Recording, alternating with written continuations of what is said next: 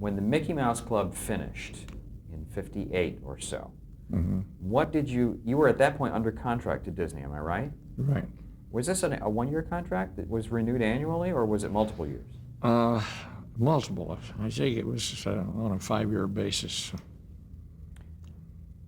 I've forgotten, to tell you the truth. You know, I might ask you at this point why you stayed with Disney. Because by now, it seems to me your name was pretty well known around town, and you probably could have gone back freelance and worked at any number of studios working on movies. Yeah. Why did you choose to stay with Disney? Well, there was when I first signed the contracts, some of my friends said, well, gee, why do you lock yourself down with that? And I said, well, I've been in on 3 stock options. I had the best insurance in the world. It's still going on. And it was the perks that were worth a lot more than, it meant more to me to have that security than to possibly make more money another place and not have that security. Did it have anything to do also with the nature of the shows you were working on? Somewhat, yeah, because we sort of created our own sound at Disney.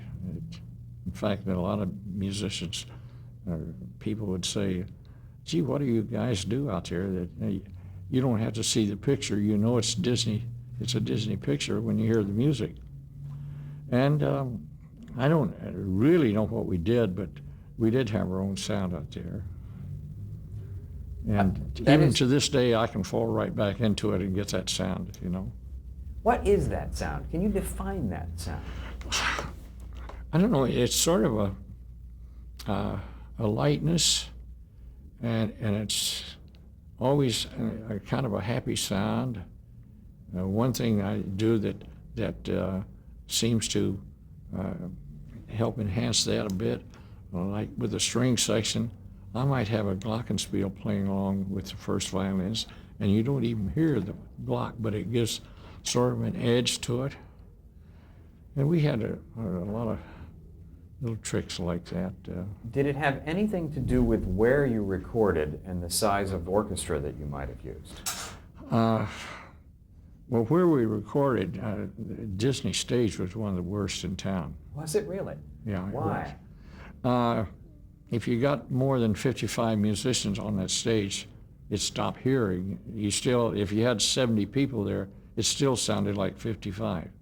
You couldn't get that huge, big orchestra sound there.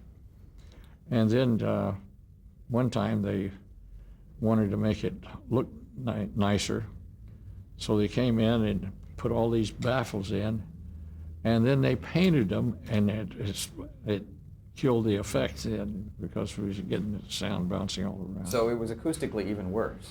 Yeah. When they did that. Yeah. Yeah. But it looked good. Did you ever record off the Disney lot? Yes, we recorded. I recorded the first feature I did. I recorded that at Goldwyn. And Goldwyn was reputed to have one of the best sounds. That was one of the best sounds in town. Yeah. At the time. Well, then we did quite a few things. I did quite a lot of Fox and the Hound at Warner's. We recorded all the vocals at Warner's. I remember that. And that was the feature film, The Fox and the Hound, that you did many years later. Yeah. Okay. Okay.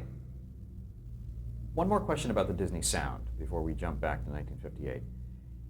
Is it also possible that the Disney sound had something to do with the fact that it was 5 primarily in-house composers who were working in close proximity?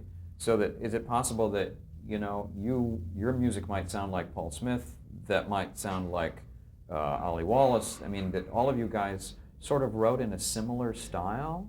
Could be, especially from my standpoint. I admired Paul Smith so much as a composer. I don't think you could name a composer that's any better than Paul Smith was in this business. And that's the top big names that we know about today. I think I learned more from him than anyone I've ever been around.